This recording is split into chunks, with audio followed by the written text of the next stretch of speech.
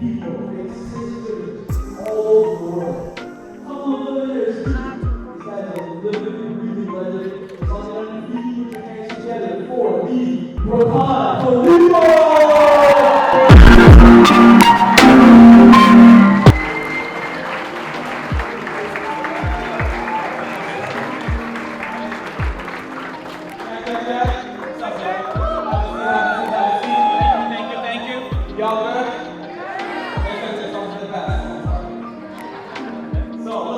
Anybody fan of history? So I've been a little obsessed with history in the past couple, maybe the past year, right? Learning from the Romans, learning from, the Ottomans, learning from a lot of things. Here's one thing I learned about history. Well, what are the two biggest religions in the world? Who knows? Christianity and what? Islam, right? So Christianity and Islam are the two biggest, religions in the world. Do you guys know why? All right, brother, sure. I don't think, sure, whatever. And people will start fighting now. No, it's because of culture.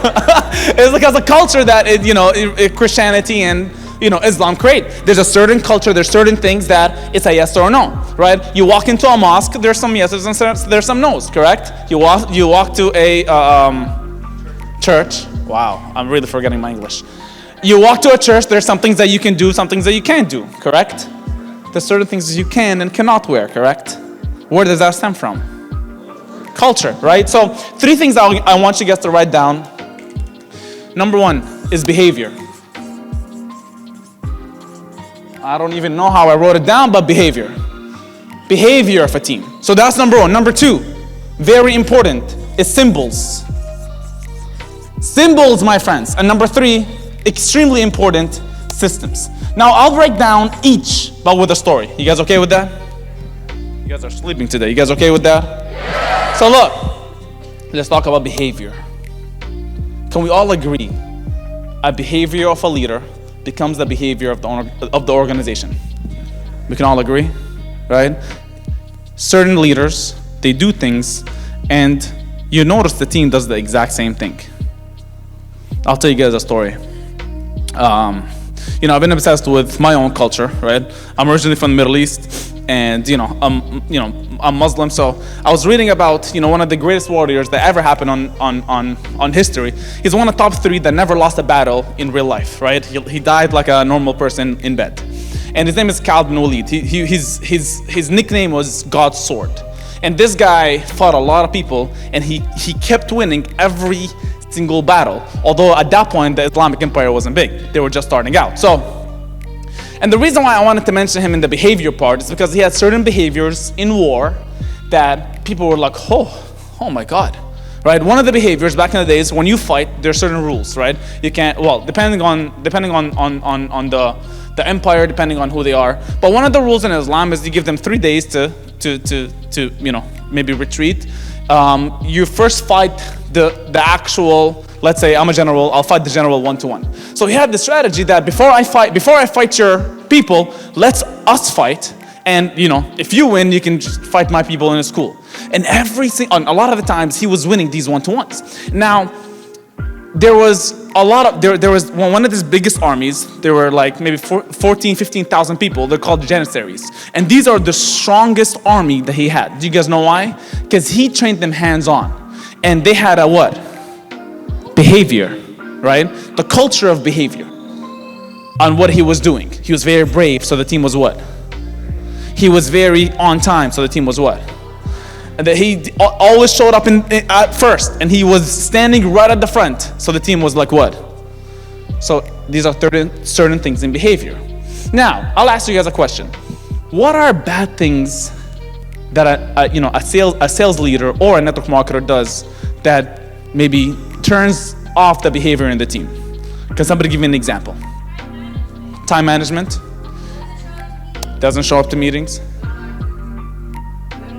Yeah, little activity. Yeah, so pretty much telling people, oh, go do this, and they're not doing it. What else? They're not a man or woman of their word. What else?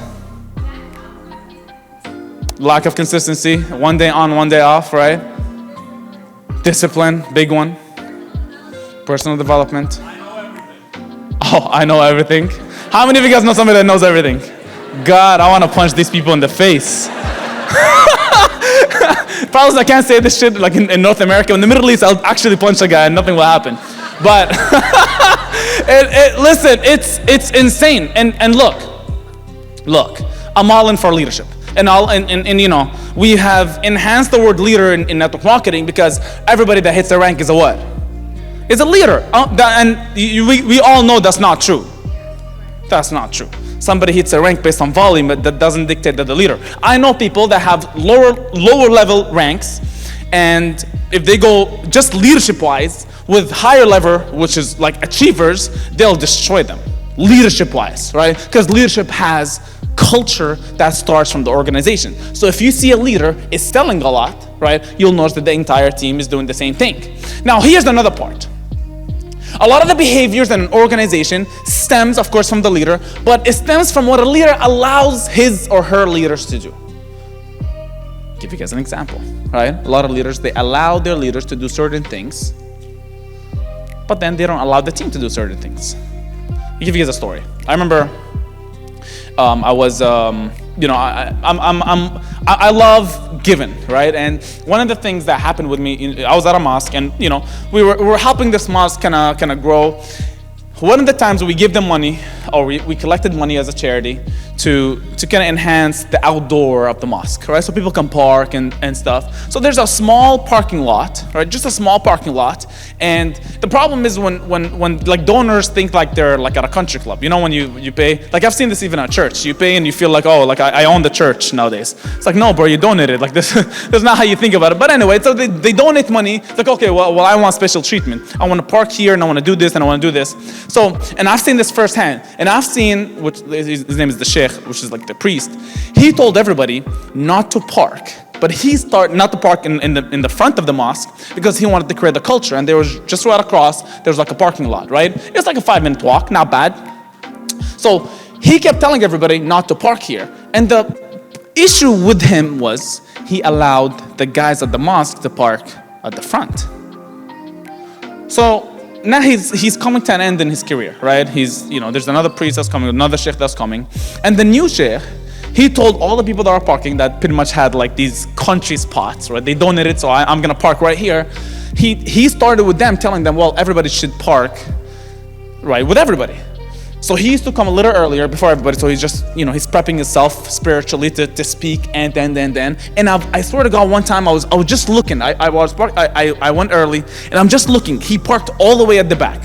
And everybody's seeing this, right? He parked all the way at the back. And then he saw some of these country club park at the front. He went and told them, you should park there, not here, because we're just really enhancing everything. And then over time, like over a couple of months, I started noticing the culture start changing.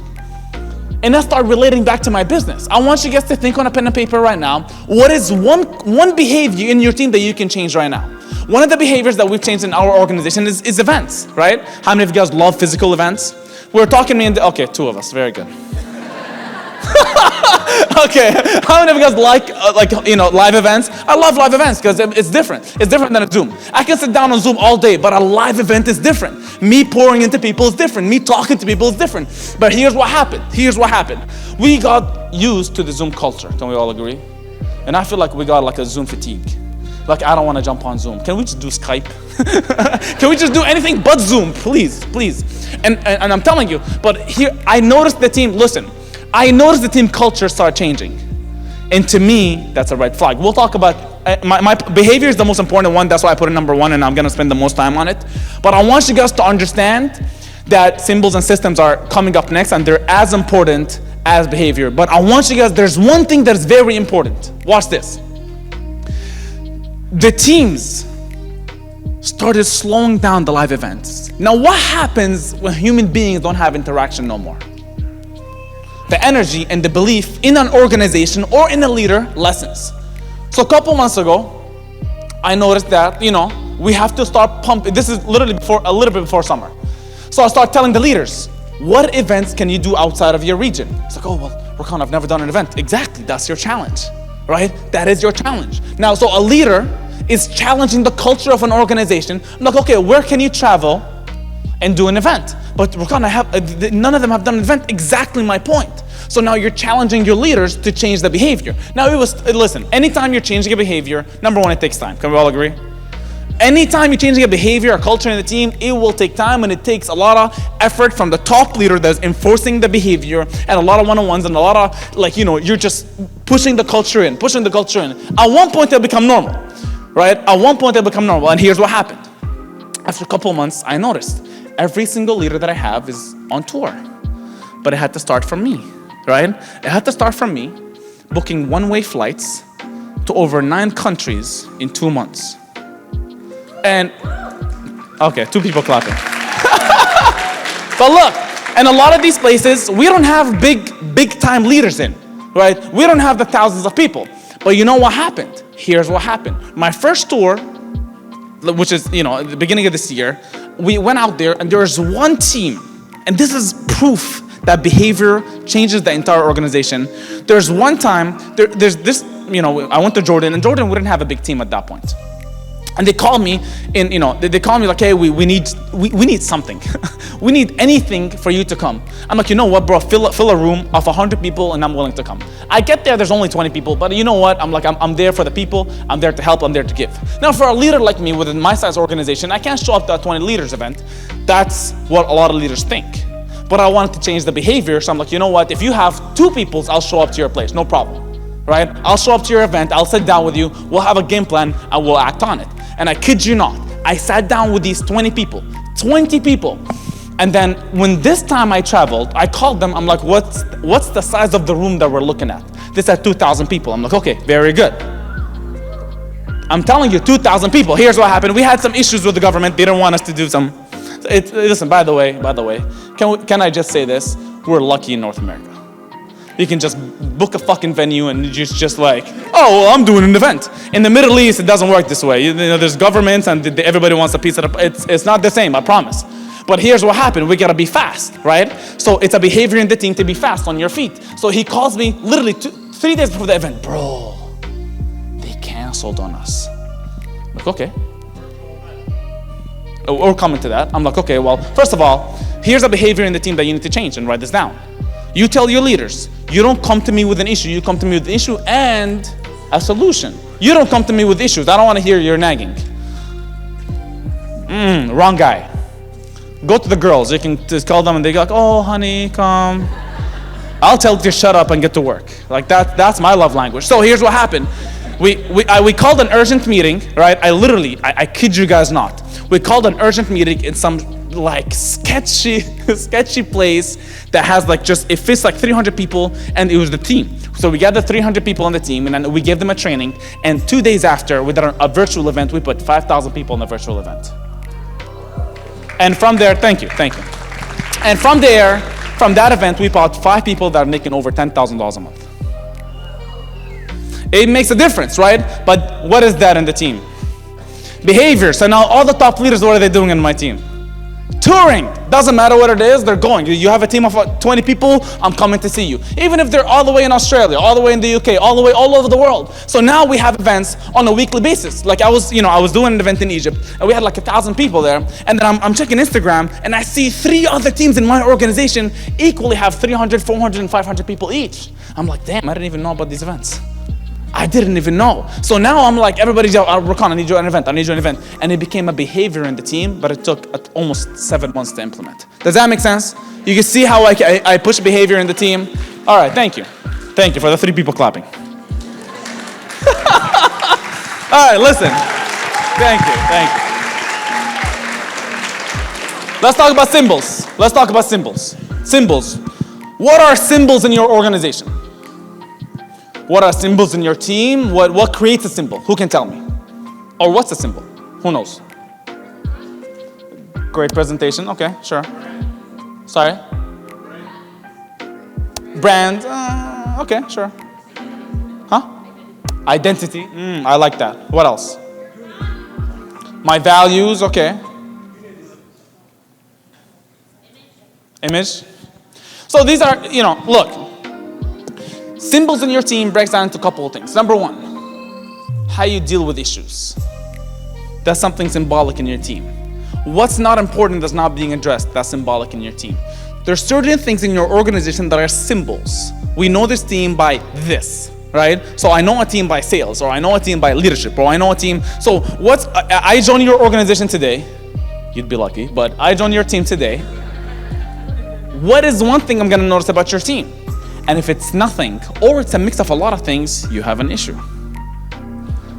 Your team, and I need you guys to listen to this and understand this. Your team needs to be symbolic about one thing. So if I see your team, it's like, oh damn, they're good at this. So whether it's sales, a good presentation, a good culture, a good whatever. People need to know from the outside that these are from these people. Now sometimes, here's the problem. Sometimes it switches into two things, a negative and a positive. How many of you guys know you can look at a team and from how they speak, you're like, oh, they're from that company. Like, ugh.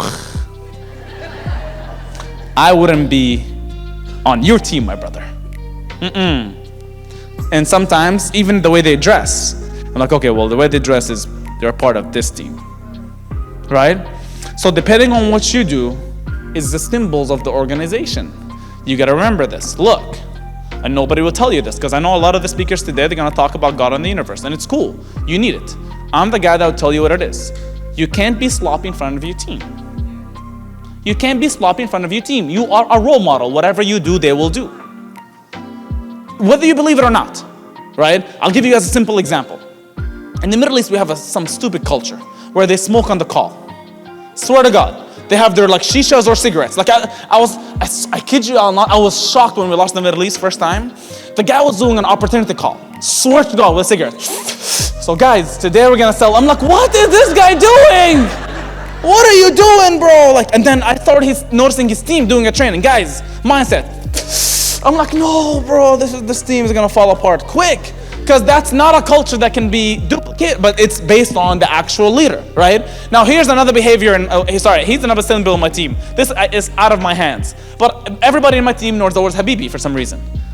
It's weird. Everybody understands, and they're very into the Arab culture. I don't know if that's a good thing or a bad thing, but it's a symbol in the team, right? Sometimes it's a bad thing, sometimes it's not a good thing. But it's a symbol in the team. So write down, take a minute right now. What is one symbol that you want to enhance in your team? One symbol, one thing. And then maybe somebody share.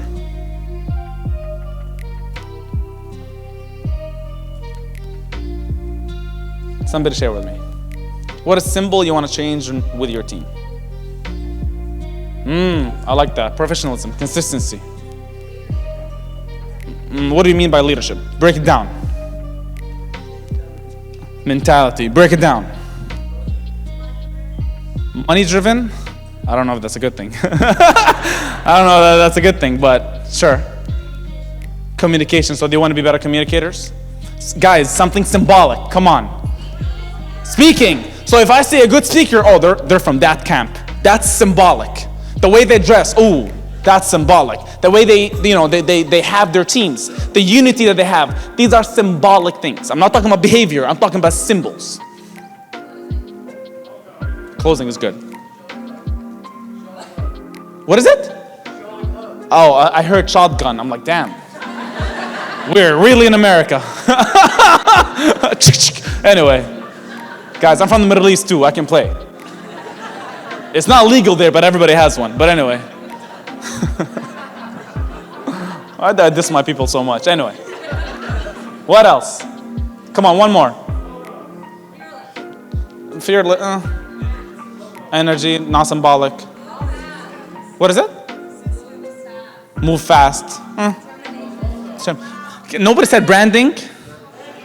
Nobody said branding. But